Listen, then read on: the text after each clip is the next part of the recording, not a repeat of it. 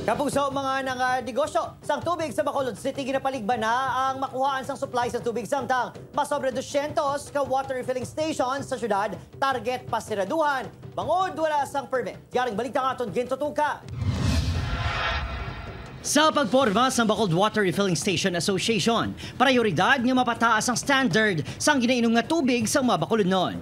Butang, nga sa masobra 400 ka operators sang water refilling station sa syudad, masobra tunga ang ginalaga subong nga pasiraduhan kung hindi makakuha sang sanitary, environmental, kag business permits. So, pasensyahan, nagig kami kung magstrikto, nagig kami nga kung hindi quality tubig mo, no choice, ipasiragin na namon anay or gaan ka sanksyon. Maluwa sa mga illegal operators, paliligban subong ang source ng tubig nga ginakulang ilabi na ang mga nagasalig sa Basiwa Prime Water kag wala kaugalingon nga tasok o kung source ng tubig. Mayo lang iban subong nga matubigan kay tungod may deep well.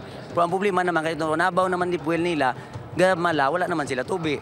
Tin Basiwa tadan wala gid. Bawod ginakulang ang supply, posible ang pagpasakas ng presyo ng tubig. Sa karon, 15 to 20 pesos ang prevailing price sang 20 liters ng purified drinking water. Butang nga ginapadasig sa LG yung water facility gikan sa Matabang River sa Talisay City. Nga ginapaabot magaproducer sang 20 million liters ng tubig kada adlaw. Ang ilang nga promisa nga 17 MLD, hindi ito yung isa-isa lang ka source.